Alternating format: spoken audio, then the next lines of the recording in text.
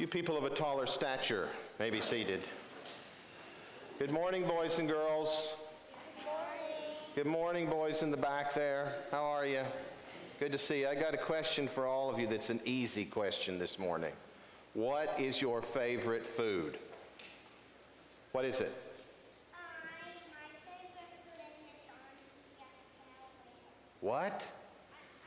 We go to school and we get Miss Andrea's carrots and they go. Miss Andrea's carrots are your favorite food? Wow, I'm impressed. Tell Miss Andrea I said, send me some of them carrots. It's a side of carrots with butter and sugar. Oh, butter and sugar on the, okay, I get it now, I got it. But what's your favorite food?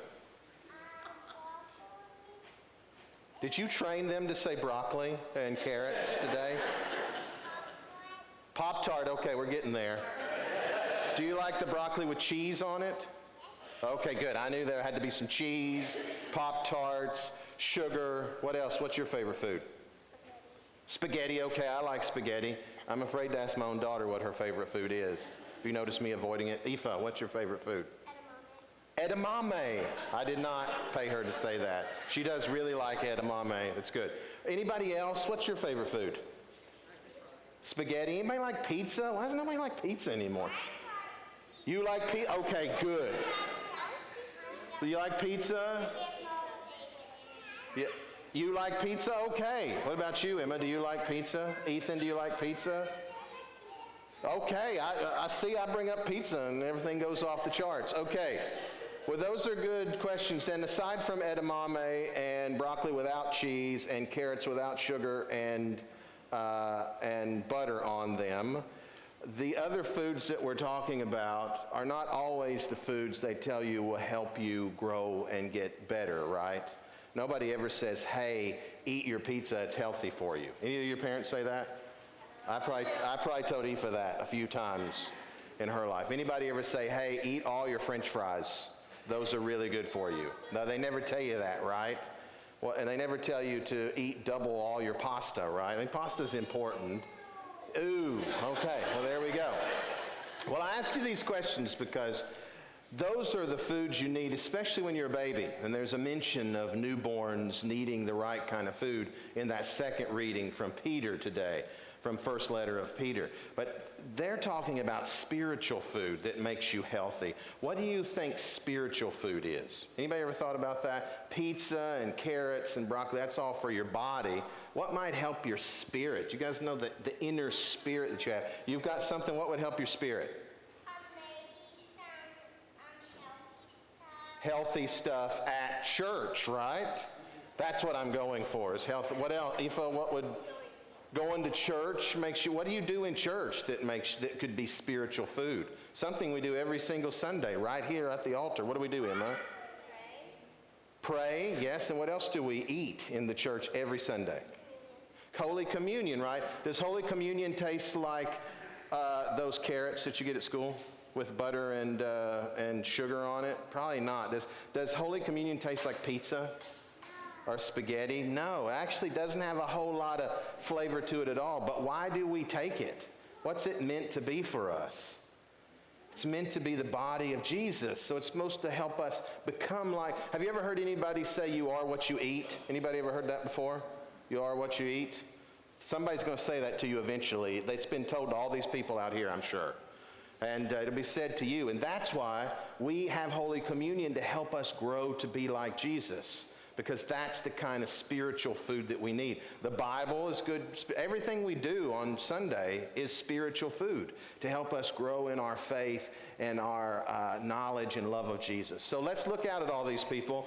Some of these people probably bet on a horse that had 5-to-1 odds yesterday, and they didn't get their bet made at the Kentucky Derby. So they need to be reminded that no matter how their weekend has gone, somebody loves them tremendously.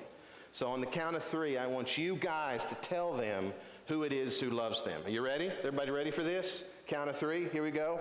1, 2, 3. Jesus! Good job, guys. Good job.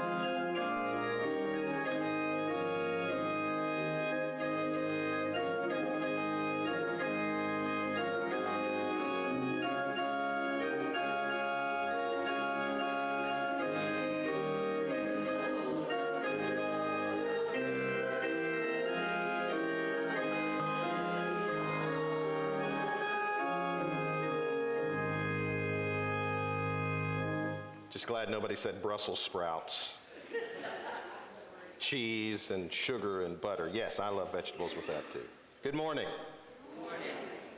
This week when I took the time to open up the lectionary readings and remind myself of what scripture lessons we are assigned on this, the fifth Sunday of Easter, I found myself a little surprised.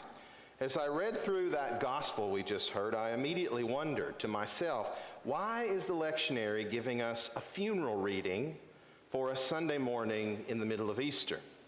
Now, I certainly don't expect all of you to really know what I'm talking about, so let me explain it. As a priest who has performed a whole lot of funerals over the past 19 years, I have become keenly aware of all the gospel lessons which are suggested in the Book of Common Prayer for the liturgy that we call the burial of the dead in the church. All of those particular gospel suggestions are from this morning's gospel, the Gospel of John. And out of all of those lessons set aside for funerals, I have probably chosen to read and preach on this morning's portion of chapter 14 of the Gospel of John more than any of the other options in the prayer book. So when I read those words, do not let your heart be troubled, believe in God, believe also in me, it almost immediately makes me remember and think about funerals. Funerals that I've worked on, funerals that I've preached for, and of course the people and the loved ones of those who have been involved. And that is why for me, the gospel reading assigned for this, the fifth Sunday of Easter, will always put me in mind of a funeral gospel. Of course, after I thought about that, I immediately reminded myself of what all of you probably know. All funeral liturgies are meant to be Easter liturgies in the church. It is because all funeral liturgies are Easter liturgies that the colors that we put up in the church for a funeral are never black, but always white, the same colors we see in the church during these great 50 days of Easter right now. And that is also why, whether we have a funeral service in May or December or the middle of the season of Lent, we always light the Paschal candle of Easter and place it near the head of the casket or near the ashes, keeping it lit throughout the funeral service, just as the Paschal candle is lit for all of us right now. Therefore, every funeral sermon a priest should preach in the church should be, at its very core, an Easter sermon as well. And so John 14 is indeed a funeral gospel, but only because, as we are being reminded this morning, it is a passage that carries within it the hope and the promise and the joy of Easter, the good news of Jesus Christ's promise that his way is the way for all of us to overcome death and to live life that is eternal. Yet, we all also have to be a little honest this morning. The struggle we have with funeral services and funeral sermons, and what can make us cringe when we think about them, is that they, by their very title, put us in mind of our own mortality. Even if they happen here in the church with the Easter candles lit and the white and gold hangings adorning the altar, and even if they are to celebrate someone's life well lived more than to mourn their loss, it's still what it is, a funeral. And because of that, there is no place that we can hide from the reality and the presence of death. It is as if it is literally in the air all around us. So how could we ever not remember that when something puts us in mind of it, like this morning's reading does for me? So it begs the question again. During the season of Easter, should we not be trying hard to be more focused on something other than readings associated with funerals? Should we not want to talk this morning more about the arrival of the new life of spring, the hope and promise of summer, of graduations and new beginnings, the end of the school year, and the possibility of holidays and vacations and much needed time off? Isn't that the kind of gospel inspiration we should hope to hear again this morning? But friends, as is often the case in the Bible, that simply isn't where we are in the gospel given to us for today. Instead, whether we like it or not, we are back in that upper room with Christ as he is preparing his disciples for nothing less than Good Friday all over again. This is what is referred to by biblical scholars as Jesus' farewell discourse in John's Gospel. Jesus making his final proclamation to his beloved disciples before he walks out the door of the upper room toward the Garden of Gethsemane and to the cross that awaits on Calvary's Hill. But during this farewell discourse in the Gospel we hear this morning, Jesus' promise to his disciples is not doom and gloom, nor does it carry the worry and fear we are more accustomed to when we talk about saying a farewell to someone who we love. The gospel says this: Jesus told his disciples, "Do not let your hearts be troubled. Believe in God, believe also in me. In my Father's house there are many dwelling places. If it were not so, would I have told you that I go to prepare a place for you? And if I go and prepare a place for you, I will come again and will take you to myself, so that where I am, there you may be also. And you know the way to the place where I am going." Now, when we hear this today, it doesn't surprise me that we sometimes find it difficult and want to be responding exactly the way the disciples respond, saying things like, "What in the world are you talking about, Jesus? Where could you possibly be going? Why are you telling us that you will have to return someday to take us to be with you?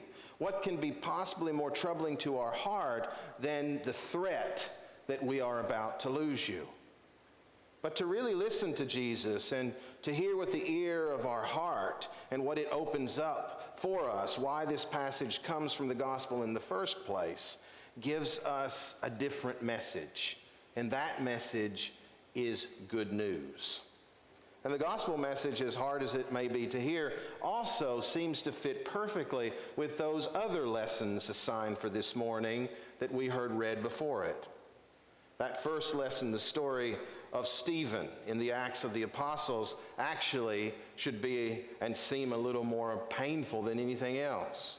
Stephen this morning is literally being pulled away by an angry mob. He's being taken out into the street not just to be chastised, insulted for his faith, and beaten. That would have certainly been hard enough for us to hear this morning. But rather, Stephen, just as Jesus was before him, is about to be executed, literally stoned to death.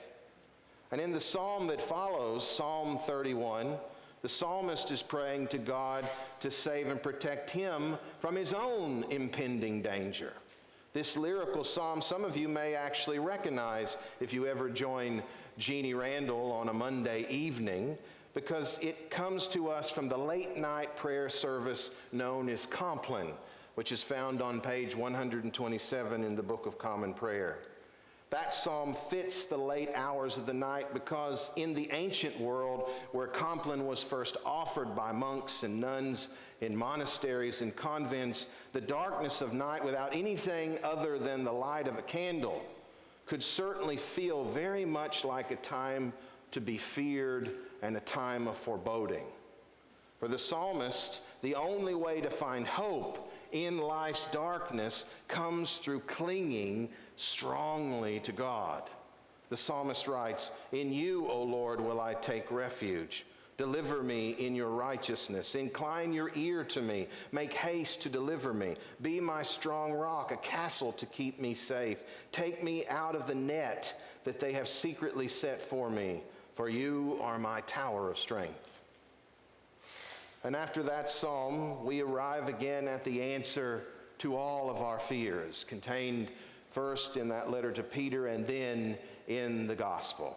The truly good news of Jesus Christ that comes in that first section of John chapter 14. Jesus says in the face of everything, fear, darkness, worry, suffering, even death itself, do not let your hearts be troubled. For no matter what, Jesus is promising, I am going to prepare a place for you.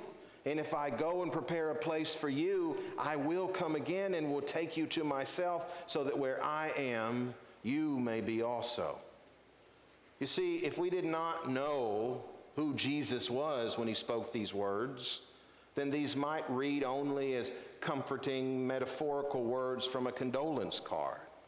But this morning, this is our Easter gospel. We know they are the words spoken by the very Word of God, the Word that was with God and the Word that was God. He who through his Easter resurrection is the defeater of death. Jesus is the only person in all the world's great religions to have not only lived and passed on wisdom and then died, but to have also risen again physically and completely from the thievery of death. And he did all of that not just to prove anything to himself, but out of deep, deep love for all of us.